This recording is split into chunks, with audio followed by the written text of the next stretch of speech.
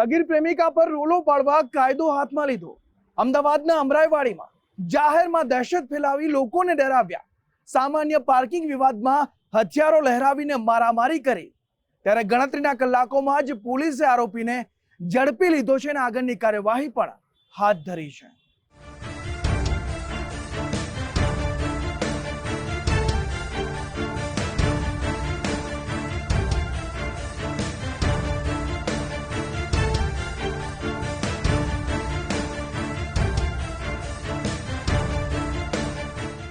અમદાવાદ પૂર્વના કેટલાક વિસ્તારોમાં જાણે કાયદો અને વ્યવસ્થાની સ્થિતિ પડી ભાંગી હોય તેવા દ્રશ્યો છાશવારે સામે આવતા હોય છે।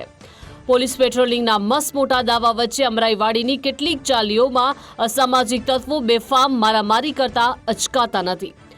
નીતિનગરની ચાલી વિસ્તારમાં બે વ્યક્તિઓ રિક્ષામાં બેસીને આરામથી વાતચીત કરતા હોય છે। થોડી પળોમાં જ આવનારી આફતથી આ લોકો મોટા ભાગે અજાણ હોય છે। એક ટુ વ્હીલર પર આવેલા 3 શખ્સો પૈકી એક તલવાર કાઢે છે તો અન્ય 2 લોકોના હાથમાં લાકડી કે પાઇપ હોય છે। બરાબર પાછળથી બીજા એક ટુ વ્હીલર પર વધુ 2 ઈસમો પહોંચે છે। આ ટુ વ્હીલર હજુ માંડ ઊભું રહે તે સાથે જ તમામ લોકો રિક્ષામાં આગળના ભાગે બેસેલા સોનવીર નામના ઈસમ પર રીતસરના તૂટી પડે છે। આડેધડ મારથી બચવા યુવક રિક્ષાના પાછળના ભાગે નીચે પડી જાય છે। 5 થી વધુ શખ્સો અને એક યુવતી સહિતના લોકો ગણતરીના સમયમાં જ હુમલો કરીને ઘટના સ્થળે નાસી છૂટે છે। આ હુમલાની જાણકારી મળતા જ અમરાઈવાડી પોલીસના જવાનોએ ત્વરિત સ્થળ પર પહોંચીને તપાસ હાથ ધરી। આશીષ રામરહીશ જાટવ બરોબર છે, એની સ્ત્રી મિત્ર રહે છે, જે અવારનવાર જે ફરિયાદી છે એના આંગણામાં રિક્ષા પાર્ક કરી દેતો હોય છે। રિક્ષા પાર્ક કરવા બાબતની અવારનવાર માથાકૂટ થતી હોય તેના પુરુષ મિત્રને જાણ કરતા આ આશીષ રામરહીશ જાટવ અને એના 2 મિત્રો આવી અને ફરિયાદી સાથે જેમ તેમ ગાળાગાળી કરી બોલી અને ઝઘડો કરી માર મારેલ છે। અગાઉ પણ એના ઉપર ગુનો દાખલ થયેલો છે આ જ બાબતે અને એની આ બાબતે પારિવારિક ઝઘડો ચાલે છે અને આ બાબતે અવારનવાર એની વચ્ચે ઝઘડો થઈને અગાઉ પણ ફરિયાદ દાખલ કરવામાં આવી। આમાં ગુનો દાખલ કરી અને એને ધોરણસર કાર્યવાહી કરી અટક કરવામાં આવી। આ હુમલો એક સામાન્ય પાર્કિંગના વિવાદને લઈને બન્યો હોવાનું તપાસમાં સામે આવ્યું। હુમલાખોર સુનિલ ઉર્ફે આશીષ જાટવાની સગીર પ્રેમિકાના ઘરની સામે પીડિત સોનવીર રિક્ષા પાર્ક કરતો હતો અને આ અંગેની ફરિયાદ ફોન પર પ્રેમિકાએ જ કરતા સુનિલ ઉશ્કેરાઈ ગયો અને કેટલાક મિત્રોને સાથે રહીને પ્રેમિકાના ઘરની બહાર પહોંચી ગયો। આ 5 મિત્રો તલવાર અને લાકડી સહિતના હથિયારોથી સજ્જ હતા। તેમણે થોડી જીબાજોડી બાદ સીધા જ તલવારના ઘા મારવાનું શરૂ કર્યું। સોનવીર નામના યુવકને થોડી ઈજા પહોંચી તો તલવાર અને લાકડીના ઘા વાગતા સીએનજી રિક્ષાને પણ નુકસાન પહોંચ્યું છે। આ હુમલાખોરોએ ફરિયાદી સોનવીરનો મોબાઈલ પણ જમીન પર પછાડીને તોડી નાખ્યો હતો।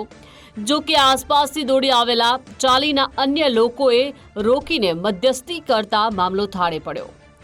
આ હુમલાના વાયરલ થયેલા સીસીટીવી ફૂટેજના આધારે પોલીસે ત્વરિત કાર્યવાહી કરીને સુનિલ ઉર્ફે આશીષ જાટવાને ગણતરીના કલાકોમાં ઝડપીને જેલના સળિયા પાછળ ધકેલી દીધો તો સુનિલની સાથે આતંક ફેલાવવામાં ભાગીદાર અન્ય મિત્રો ઝડપી પાડવા પોલીસની તપાસ ચાલુ છે। 2 પરિવાર વચ્ચે વાહન પાર્કિંગને લઈને ચાલતા ઝઘડા વચ્ચે વટ પાડવા માટે પ્રેમીએ ઝુકાવ્યું હોવાનું પણ તપાસમાં ખુલ્યું છે। નહીં, એક વિડીયો જે ગઈકાલે વિડીયો વાયરલ થયો એના અનુસંધાને જણાવવા માગું છું કે આ કોઈ અસામાજિક તત્વો નથી। આ 2 પરિવારની આજુબાજુની અદાવતને લઈને ઝઘડો થયેલ છે અને એ આરોપીને અટક કરવામાં આવ્યો છે અને એની કોઈ અસામાજિક તત્વોમાં ગણતરી નથી। ગુનાહિત ઇતિહાસ એક ગુનો દાખલ થયેલ છે, જે આ અત્યારનો ગુનો દાખલ છે એ પરિવાર જોડે દાખલ થયેલો છે। પ્રાઇવેટ મજૂરી અને નોકરી કરે છે એવું જણાવે છે। અમરાઈવાડીમાં નીતિનગરની ચાલી અને આસપાસમાં ભયનું વાતાવરણ સર્જાનારા હુમલાખોરોનો કોઈ જ ગુનાહિત ભૂતકાળ નથી, પણ સામાન્ય આક્રોશ વશ થયેલી બબાલમાં ફરિયાદીને એક પગે ઘા વાગતા ઈજા પહોંચી છે।